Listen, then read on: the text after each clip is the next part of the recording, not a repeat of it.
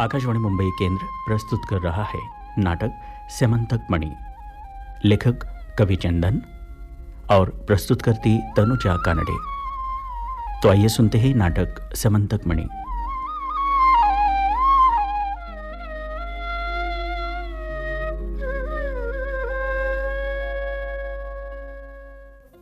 सुंदर, अति सुंदर। क्यों बड़े भैया बलराम जी? हाँ कृष्ण, भोजन का आनंद आ गया। स्वादिष्ट, अति स्वादिष्ट। आज रात्रि का भोजन तो इतना स्वादिष्ट है कि बस पूछिए मत। रुक्मणी के हाथ के बनाए हुए व्यंजन तो ऐसे लगते हैं जैसे स्वयं माता अन्नपूर्णा ने अपने हाथों से बनाए हो। यही कहने जा रहे थे ना आप? हाँ कृष्ण, हाँ। वाह वाह वाह वाह, क्या खीर है। ढकारिए ढकारिए बड़े भैया, तनिक तेज से तकारिए। मैं तो उठा और तुम उंगलियां चाटते रहो। आप और बड़े भैया साथ में भोजन करने बैठते हैं कि मेरा उपहास करने? लो, तुम तो रूठ गई रुक्मणी। भगवान, मैं रूठी थोड़ी ही हूँ, मैं तो यूं ही कह रही थी। अच्छा रुक्मणी, अब मैं इस रजत पलंग पर विश्राम करूंगा। कीजिए प्रभु, मैं मोरपंखी झलती हूँ। पहले तनिक सामने का वातायन खोल दो, शुद्ध शीतल समीर को कक्ष में आने दो। जैसी इच्छा भगवान। अनर्थ, घोर अनर्थ। अनर्थ? कैसा अनर्थ भगवान? घोर अनर्थ हो गया रुक्मणी, घोर अनर्थ। वातायन खोलते ही रजत पलंग से उठकर आपने वातायन की तरफ पीठ करके क्यों आंखें बंद कर ली भगवान? इस भाद्र मास की चौथ का चंद्रमा आकाश पर है, तुम भी उसे मत देखना। अविलंब वातायन बंद कर दो रुक्मणी। अब तो मुझ पर मिथ्या चोरी का कलंक अवश्य लगेगा। भाद्र मास के चौथ के इस चंद्रमा को देख लेने से आपको चोरी का कलंक लगेगा? किंतु क्यों, कैसे? रुक्मणी, तनिक विस्तार से समझाइए ना भगवान। आज की तिथि के चंद्रमा को गणपति गणेश जी का श्राप है कि आज जिसे जो भी देख लेगा उस पर मिथ्या चोरी का कलंक अवश्य लगेगा। सो भूल हो गई मुझसे रुक्मणी। किंतु गणपति गणेश जी ने आज की तिथि के चंद्रमा को श्राप क्यों दिया?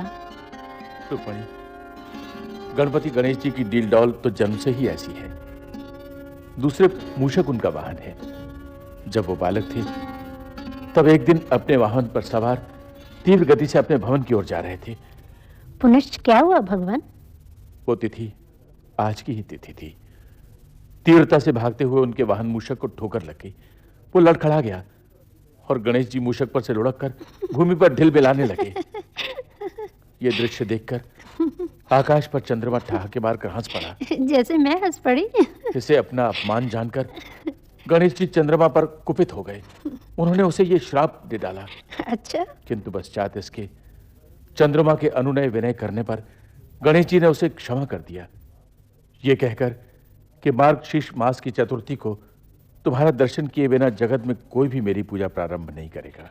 तात्पर्य ये कि आज आप पर चोरी का कलंक लगेगा ही लगेगा। सो तो अब निश्चित ही लगेगा। वैसे भी भगवान, आप बाल्यावस्था में चोरी करने के लिए तो विख्यात थे ही। रुक्मणी, व्यंग विनोद तो तुम अच्छा करती हो। और अपनी की हुई चोरी से बचने के लिए आपके पास तर्क भी तो बहुत थे। रुक्मणी, थे कि नहीं? मौन भी रहो, अब निद्रा आ रही है।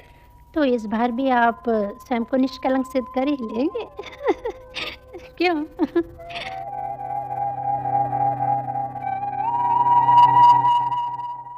बलराम श्री कृष्ण की जय, बलराम श्री कृष्ण की जय। कंस और उनके राक्षसों के अत्याचार से अब तो मथुरा, वृंदावन, गोकुल में पूर्ण शांति है। लोग सुखमय जीवन व्यतीत कर रहे हैं। ये देखकर हमारा भी मन फूला नहीं समाता।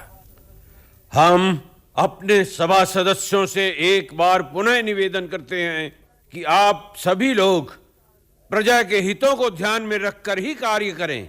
बलराम श्री कृष्ण की जय, बलराम श्री कृष्ण की जय। अरे सामने से सूर्यदेव चले आ रहे हैं आज की सभा में। सूर्यदेव तो पदयात्रा करते हुए चले आ रहे हैं। नहीं सभासदों, नहीं, वो सूर्यदेव नहीं है। सूर्यदेव की तरह तीव्र प्रकाश वाला वो कौन इधर आ रहा है? हे भगवान! उस आगंतुक को देखकर मुझे भी सूर्यदेव का ही भ्रम हो रहा है कृष्ण। बड़े भैया बलराम जी, वो सत्राजीत यदुवंशी है। आज की सभा में बड़े गर्व से पधार रहा है, क्योंकि उसकी तपस्या से प्रसन्न होकर सूर्यदेव ने उसे जो मणि दी है, वो उस मणि को अपने गले में डालकर हम सबको दिखाने के लिए चला आ रहा है। कृष्ण, वह मणि तो सूर्यदेव की ही तरह तेज प्रकाश पुंजों वाली है। हाँ बड़े भैया, वो कोई साधारण नागमणि नहीं, वो तो स्यमंतक मणि है। आओ सत्रजीत पधारो, बलराम श्री कृष्ण की सभा में तुम्हारा स्वागत है। अरे यह क्या, न कोई संबोधन न कोई अभिवादन, आए और चुपचाप बैठ गए। आज माया ये सत्राजीत किसी का अभिवादन क्यों करे? आज तो इसके गले में सूर्यदेव की दी हुई स्यमंतक मणि शोभायमान है। अरे भाई, अब ये सत्राजीत नहीं है, अब तो ये बलराम श्री कृष्ण से भी श्रेष्ठ हैं। क्योंकि जैसी मणि सत्राजीत के गले में है, वैसी मणि तो पृथ्वी पर स्वयं बलराम श्री कृष्ण के पास भी नहीं है। अर्थात छछुंदर के सिर पर चमेली का तेल। सत्राजीत, ये अलौकिक दिव्य मणि तुम्हारे गले में शोभा नहीं दे रही। हाँ सत्राजीत, तुम ये भव्य मणि श्री कृष्ण को भेंट में देकर जगत में यश को प्राप्त करो। स्यमंतक मणि श्री कृष्ण के ही योग्य है, तुम इसे उन्हें भेंट कर दो सत्राजीत। न दो सही, पर इस तरह उठकर चले कहाँ सत्राजीत? आओ बैठो, तनिक हमें सूर्यदेव की दी हुई स्यमंतक मणि के दर्शन तो करा दो।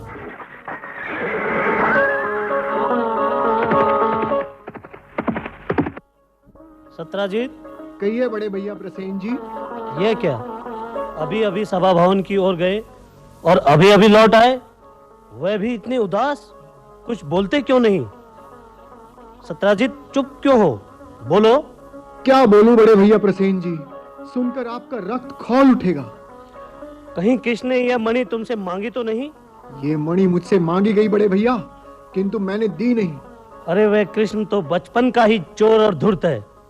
ला दे मुझे यह मणि, मेरे ही गले में रहेगी। मैं देखता हूं कृष्ण कैसे मुझसे यह मणि मांगता है। ये लीजिए, इसे अब आप ही अपने गले में पहनिए। सत्राजीत, तू भवन में जा, मैं चला आखेट पर। ठीक है। और सुनो, अपनी गर्भवती भामनी का विशेष ध्यान रखना। हाँ हाँ, क्यों नहीं बड़े भैया। मैं आखेट खेलकर सूर्यास्त होते होते लौट आऊंगा। ठीक है, आप निश्चिंत होकर जाइए।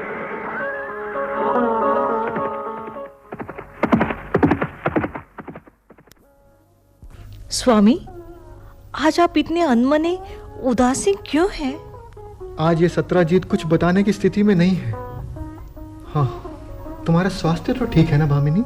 गर्भस्थ शिशु के जन्म का समय तो पूर्ण हो गया है स्वामी, मन कुछ विक्षिप्त सा रहता है। बड़े भैया तो आखेट के लिए जंगलों की तरफ चले गए हैं। अरे, आपके गले में पड़ी सूर्यदेव की दी हुई स्यमंतक मणि कहाँ है स्वामी? भामिनी, स्यमंतक मणि अब बड़े भैया प्रसेन जी के कंठ में है।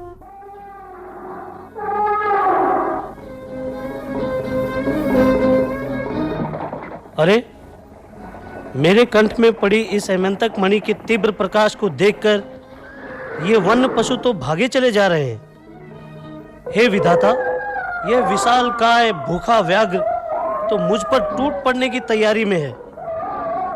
अब मैं अपने अश्व को पीछे मोड़कर सरपट भाग निकलूं। विधाता, विधाता,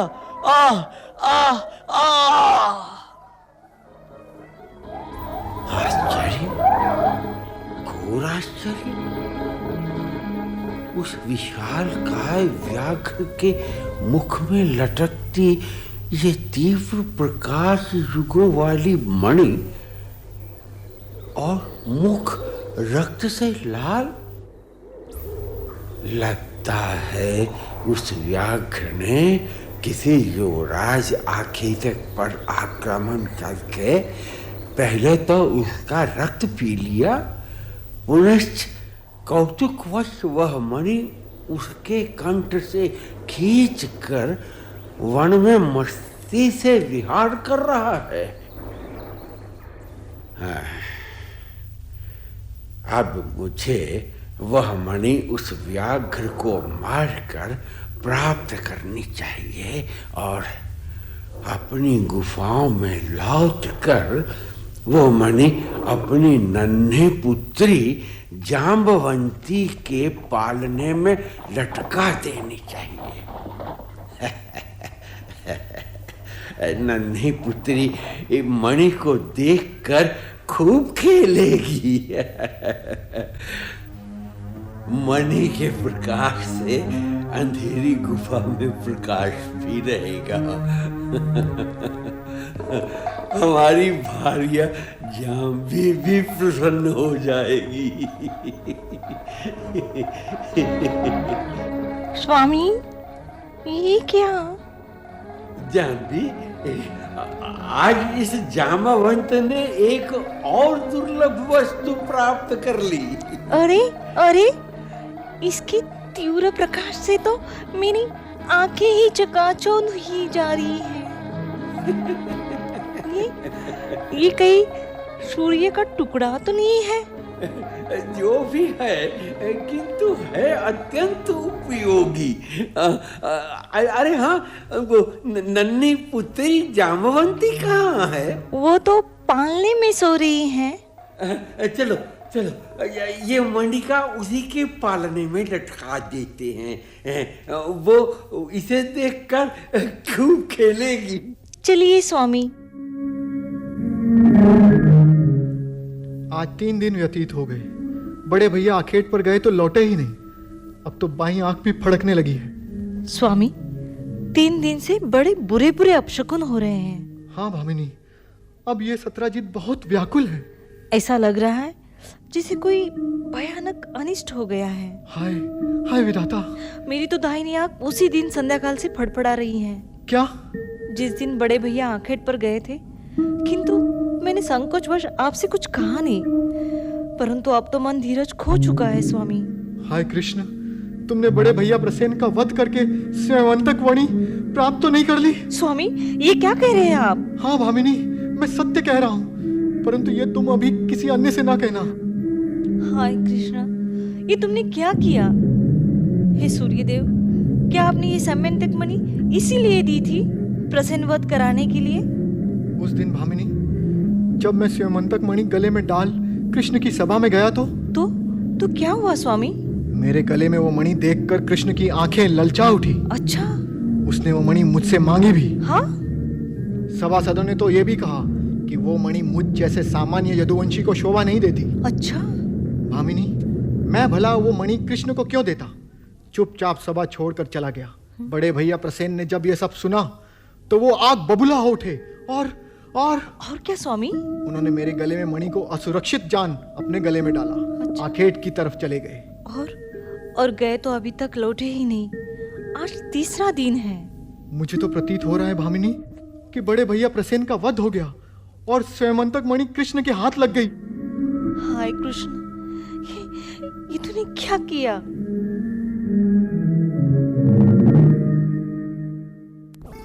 अरे सुनती हो, भामिनी अभी अभी पनघट से खड़ा भर कर गई। कह रही थी कि उसके जेठ प्रसेन का वध करके कृष्ण ने उसके गले से पड़ी समंतक मणि चुरा ली। अरे शिव शिव शिव, भामिनी को ऐसे अपशब्द नहीं बोलना चाहिए। अरे अपशब्द बोलकर कृष्ण पर चोरी का कलंक नहीं लगाना चाहिए। भला क्यों न बोलती भामिनी? उसका जेठ जी 3 दिन से भवन से लापता है। अरे भवन से नहीं लापता है, खेत पर गया तो लौटा ही नहीं। अरे कुछ भी हो, पर भामिनी ने कलंक कृष्ण को लगाया तो? अरे वो तो कह रही थी उसके पति सत्यजीत ने उसे बताया। हाँ, सत्यजीत भामिनी का संशय तो कृष्ण पर ही है। शोभ शोभ शोभ, घोर शोभ। और समंतक मणि की चोरी का ये आरोप सत्यजीत का श्री कृष्ण पर मिथ्या मिथ्या असत्य, बिल्कुल असत्य। मैं ये भली भांति जान रहा कि ये कलंक मुझ पर क्यों लगाया जा रहा है। सत्यजीत का ये साहस। बड़े भैया, आप शांत रहें। कृष्ण, तुम कहते हो तो मैं शांत हो जाता हूं, परंतु ये शांत बैठने का विषय नहीं है। हाँ बड़े भैया, देखिए ना, मैं सिंहासन से उठकर खड़ा हो गया हूं। और जब तक मैं अपने ऊपर लगे इस कलंक का रहस्योद्घाटन नहीं कर लूंगा, तब तक अपने इस सिंहासन पर नहीं बैठूंगा। देखो इस घोर धर्म संकट में भी श्री कृष्ण कितने शांत हैं। निष्कलंक पर कलंक लगाकर सत्राजीत ने बड़ा अनुचित कार्य किया। ओम शांति शांति शांति। विधि का विधान बड़ा विचित्र होता है सभासदगण। ये जो कलंक सत्राजीत ने मुझ पर लगाया है वो कलंक नहीं, बल्कि मेरे लिए परीक्षा की एक अनमोल घड़ी है। सत्राजीत की उद्दंडता से विचलित न हो कृष्ण, उसे दंडित करने की तैयारी कर। सत्राजीत को उसकी उद्दंडता का दंड मिलना ही चाहिए, मिलना ही चाहिए। नहीं नहीं, प्रथम मुझे कलंक के रहस्य का रहस्योद्घाटन करना है। कृष्ण, प्रसेन कहाँ है? स्यमंतक मणि किसके पास है? बड़े भैया, सेना की एक टुकड़ी के साथ मैं मथुरा से प्रस्थान कर रहा हूं, दोनों की खोज में। तब तक राज्य का कार्यभार आप देखें और जनता जनार्दन में फैले रोष को शांत करें। कृष्ण, हाँ बड़े भैया, यही मेरा निर्णय है, यही मेरा संकल्प और प्रतिज्ञा भी है।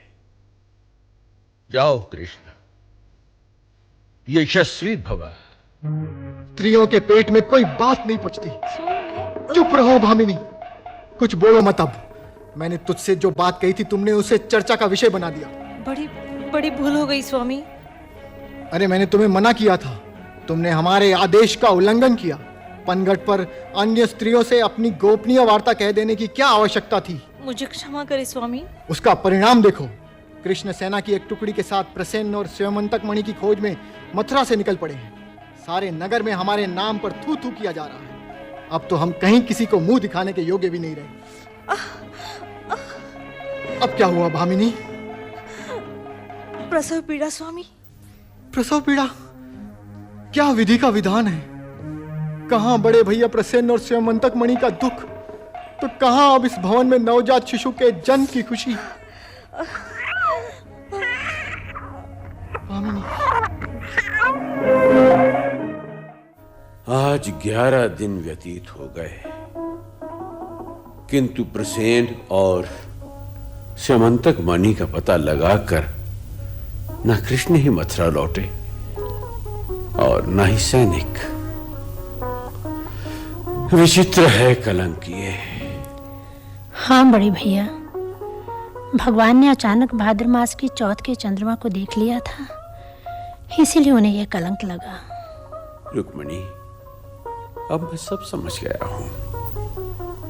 श्री गणेश द्वारा शापित भाद्र मास की चौथ का वो चंद्रमा और सूर्य देव की सत्राजीत को दी हुई वो स्यमंतक मणि कृष्ण के लिए चुनौती बन गई। किंतु बड़े भैया, भगवान तो समस्त समस्याओं का समाधान स्वयं ही है। इस समस्या का भी समाधान वो सफलतापूर्वक करके ही मथुरा लौटेंगे। त्राही त्राही त्राही। अरे अरे, ये कंठ तो उन्हीं सैनिकों का है जो कृष्ण के साथ आज से 11 दिन पूर्व प्रसेन और स्यमंतक मणि का पता लगाने के लिए यहां से गए थे। त्राही त्राही त्राही। सैनिकों की कंठ ध्वनि स्पष्ट हो रही है कि वो तो मथुरा लौट आए, किंतु भगवान नहीं लौटे। आश्चर्य! सैनिकों, कृष्ण कहां है? श्री बलराम जी दशों दिशाओं में 7 दिन तक प्रसेन और स्यमंतक मणि के लिए भटकने के पश्चात 8वें दिन घनघोर जंगल में हमें प्रसेन और उसके अश्व का लहूलुहान शव मिला। निकट ही वो व्याघ्र भी हताहत मृत पड़ा था जिसने प्रसेन का शिकार कर लिया था। श्री कृष्ण जी ने कहा कि प्रसेन और उसके अश्व को मारकर खाने वाला व्याघ्र को मारकर अवश्य ही कोई शक्तिशाली जीवधारी स्यमंतक मणि लेकर सामने की चौड़ी चुआन घनी अंधेरी काली गुफा में प्रवेश कर गया है। हम सैनिकों ने श्री कृष्ण को बहुत समझाया कि अब वे स्यमंतक मणि के लिए उस भयानक गुफा में प्रवेश न करें, किंतु उन्होंने हमारी एक न सुनी। यहाँ नगर में आकर सारा वृत्तांत सुनाने के लिए उन्होंने हमें लौटा दिया और स्वयं उस चौड़ी चुआन घनी काली गुफा में प्रवेश कर गए। ये कहकर कि तुम लोग लौट जाओ, हम स्यमंतक मणि लेकर ही लौटेंगे। माता जगदम्बे उनकी रक्षा करें। भूतनाथ भगवान शिव कृष्ण की रक्षा करें। हे चक्र सुदर्शन, अब आप मेरे आगे आगे चलकर तनिक प्रकाश फैलाएं, ताकि मैं इस चौड़ी चौआन घनी अंधेरी काली गुफा में चलकर अपने गंतव्य तक पहुंच सकूं। अरे अरे, क्यों रो रही है मेरी नन्ही सी लाडली जामवंती? अरे अरे ना ना ना रो, ये देख। अरे अपने पालने में लटकती है मणि। चुप हो जा मेरी नन्ही पुत्री, चुप हो जा। देवी, हाँ, भयभीत मत हो देवी। आप कौन है? यहाँ तक कैसे पधारे? आपके पदार्पण का कारण? देखिए, मुझे देखते ही आपकी नन्ही कन्या शांत हो गई। आप भी न घबराएं। मैं इस मणि के लिए यहाँ आया हूं, मुझे दे दो, मैं लौट जाऊंगा। स्वामी, आया जाम्बी। मेरी नन्ही पुत्री जाम्बवती के पालने में लटकती मणि को मांगने वाला तू कौन है? हे ऋषराज, परिचय मणि देने के पश्चात पूछे। असंभव। तू यदि जीवित रहना चाहता है तो उनसे पांव लौट जा। असंभव, सर्वथा असंभव। मैं तो ये मणि प्राप्त करके ही जाऊंगा। तात्पर्य ये कि तू मुझे युद्ध के लिए ललकार रहा है? तो आप ऐसा ही समझ लें। तो आ, मल्ल युद्ध प्रारंभ कर।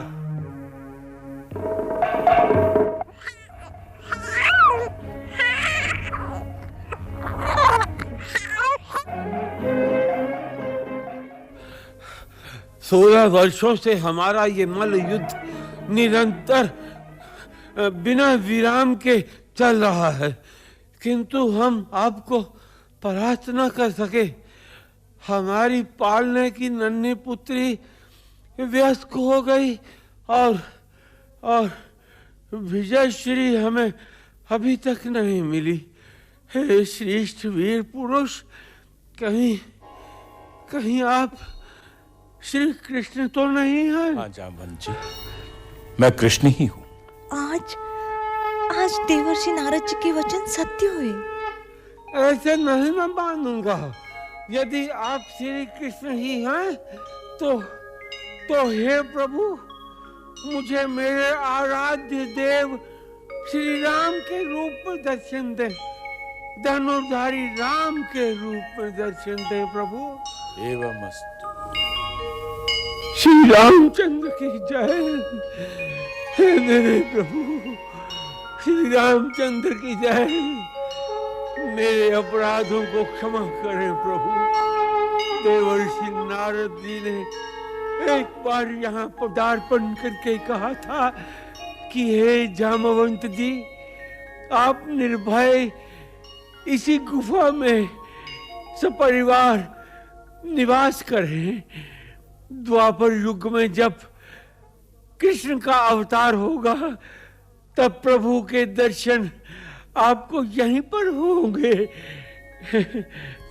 आज आपके दर्शन से हम धन्य हुए प्रभु। जामवंत जी, उठें। अब आप ये मणि मुझे दें। 16 वर्ष व्यतीत हो गए, अब मैं मथुरा लौट जाऊंगा। भगवान, इस मणि के साथ साथ मैं अपनी आयुष्मती कन्या जामवंती को भी आपको सौंप रहा हूं। स्वीकार करें प्रभु, और अपने इस दास को कृतार्थ करें भगवान। जा पुत्री जा, तेरे अहोम भाग्य कि तुझे स्वयं श्री कृष्ण पति परमेश्वर के रूप में मिले। जा पुत्री जा। 16 वर्ष का समय व्यतीत हो गया, किंतु अभी तक कृष्ण मथुरा में नहीं लौटे। मन आकुल है, व्याकुल है। गोकुल, मथुरा, वृंदावन में सभी चिंतित और शोकमग्न है। विधाता, ये कैसी विडंबना है। हाँ रुक्मणी, ये तेरा कैसा सौभाग्य। हाँ देव, चल बिन ये मीन कैसे जीवित है।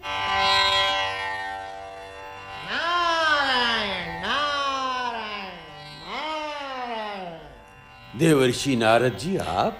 मुनिवर, मुनिवर। नारायण नारायण नारायण। पधारिए मुनिवर। पधारिए पधारिए। बलराम जी, अखंड सौभाग्यवती भव रुक्मणी जी, हरि स्मरण कर प्रसन्न होइए, नगर के द्वार द्वार को सजवाइए, तोरण बंधवाइए, गंगा जल छिड़कवाइए। नारद जी, मंगल दर्शन से नगर को शोभायमान कराइए। धन्य हो प्रभु, धन्य हो। नारायण नारायण नारायण। श्री कृष्ण चंद्र जी शीघ्र ही स्वयं मंतक मणि और अपनी द्वितीय भार्या अखंड सौभाग्यवती जामवंती जी के साथ नगर में पधार रहे हैं। नारायण नारायण नारायण। भामिनी, भामिनी। क्या है स्वामी? सुनो, कान खोल कर सुनो। कही तो। संपूर्ण नगर में उल्लास की गंगा बह रही है। हाँ। स्वयंवंतक मणि के साथ श्री कृष्ण नगर में पधार रहे हैं। अच्छा। मात्र स्वयंवंतक मणि ही नहीं, उनके साथ उनकी नई भार्या जामवंती भी पधार रही है। श्री कृष्ण जामवंती की जय, श्री कृष्ण जामवंती की जय, श्री कृष्ण जामवंती की जय। नारायण नारायण। मेरे पिताश्री ब्रह्मा जी बताते हैं कि श्री कृष्णचंद्र जी की हस्तरेखा में कुल 16 सहस्त्र 108 स्त्रियों का योग है, जिनका वर्गीकरण इस प्रकार है: 16 सहस्त्र रानियां, 100 महारानियां और 8 पटरानियां। नारायण नारायण। जिनमें रुक्मणी विवाह, जामवंती विवाह तो संपन्न हो गया और अब सुयोग है कृष्ण सत्यभामा विवाह का। हे कृष्ण, हमने आपको स्वयंवंतक मणि का चोरी और प्रसेन वध का जो कलंक लगाया है, हम उसके लिए अत्यंत लज्जित हैं, नतमस्तक हैं। सत्रजीत, सर्वप्रथम तुम अपनी ये स्वयंवंतक मणि स्वीकार करो। लो। हे श्री कृष्ण, अब आप हमें अपने द्वारा किए गए अपराधों के प्रायश्चित का सुअवसर प्रदान करें। हाँ श्री कृष्ण, हमने सब सुन लिया है। जिस प्रकार जामवंत जाम्बी ने अपनी पुत्री जामवंती का विवाह कर ये समंतक मणि आपको वरदक्षिणा में दी, उसी प्रकार हे श्री कृष्ण, हम अपनी आयुष्यमती पुत्री सत्यभामा का पाणी ग्रहण संस्कार आपके साथ करके ये स्वयंवंतक मणि आपको वरदक्षिणा में समर्पित करते हैं। ये हमारा उत्तम प्रायश्चित है, स्वीकार करें। नारायण नारायण नारायण। श्री कृष्ण सत्यभामा की जय, श्री कृष्ण सत्यभामा की जय। सत्रजीत, सत्यभामा जी को तो मैंने स्वीकार किया, किंतु वरदक्षिणा में यह स्वयंवंतक मणि नहीं। इस अपार जन समूह में अब हमें लज्जित न करें श्री कृष्ण। हे सत्रजीत, भामिनी, हम आपको लज्जित नहीं कर रहे हैं। यह सूर्यदेव का प्रसाद आपके लिए है, इसे आप ही रखें। श्री कृष्ण। श्री कृष्ण।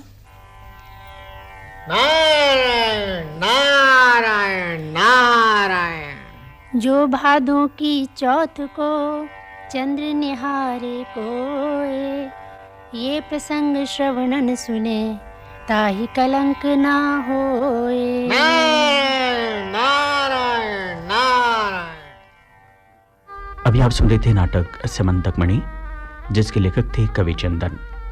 इस नाटक में भाग लेने वाले कलाकारों का भूमिका संवेद पात्र परिचय: श्री कृष्ण ब्रिजभूषण साहनी, बलराम और जापवंत राज जोशी, रुक्मिणी अनुप्रिया सक्सेना, प्रसेन श्याम, सत्राजीत और नारद मुनि सतीश कालरा, सत्यभामा और जाम्बी तनुजा कानडे।